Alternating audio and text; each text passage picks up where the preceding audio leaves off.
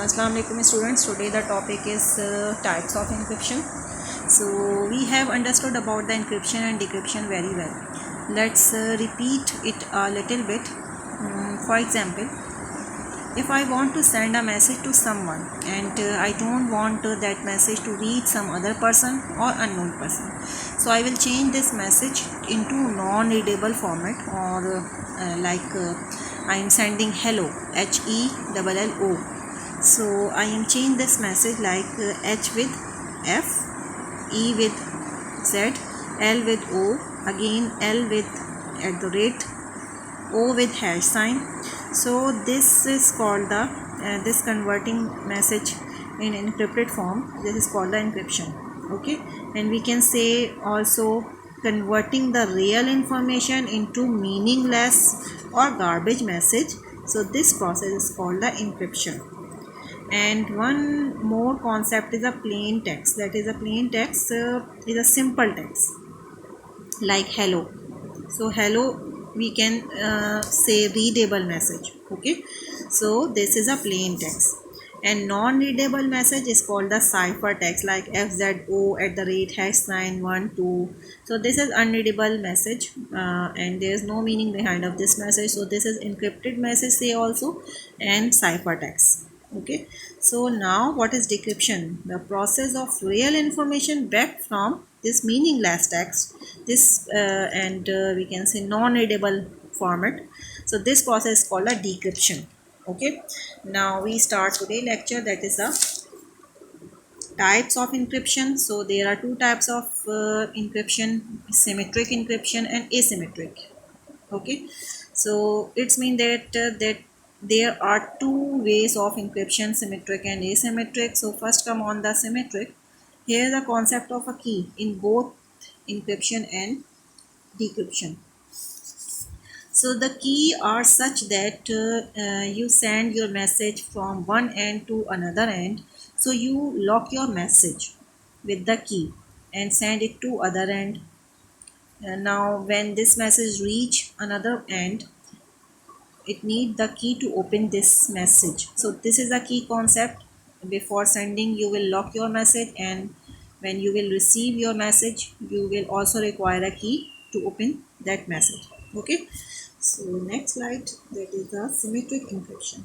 So in symmetric encryption basically this is a first point, that is the same key, basically the same key, and we can say that one key only used for encryption and decryption both end. Okay, so this key is called a secret key. Okay, sender will encrypt your with sender will encrypt his message from secret key, and when message reach other end, so the same key, that is a secret key, will use to decrypt the message. Okay, so the symmetric encryption is also called a secret encryption. Now look at this picture. The sender is in one side and the receiver is other side. Okay, and transmission is in the middle, which is a totally insecure medium. Anyone can attack your message and on this insecure medium, and can do anything with your message, whether to delete the message or update or use for other purposes like he can do anything with your message. So in symmetric basically we use a secret key, and the secret key has an algorithm that convert your message into non-readable form, and now no one can read this message. Now sender has encrypted the message through secret key and transmitted to the transmission medium. Okay, and now receiver receive this message, which message? Encrypted message. Okay, but can't read because he does not have a secret key. So the receiver will require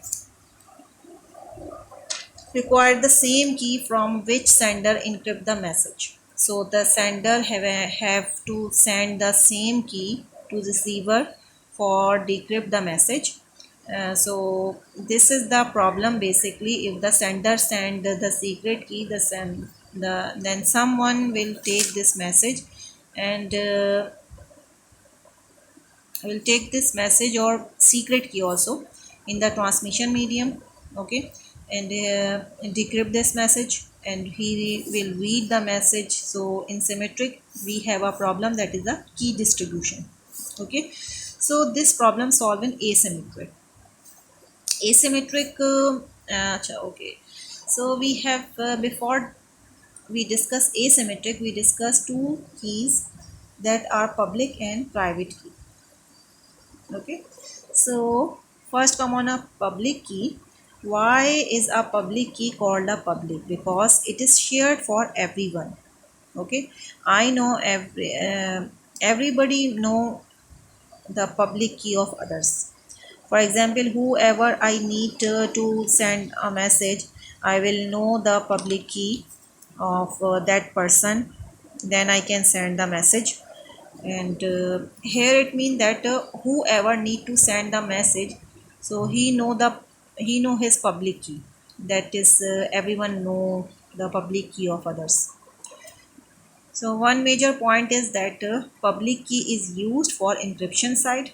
Okay, and now we come to the private key. So the concept of the private key is that everybody has his own private key.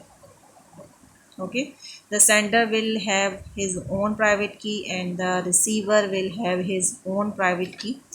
And nobody share his private key with anyone. Okay, and this private key is used only decryption side. Okay, so now asymmetric encryption. Now sender has to send a message to receiver.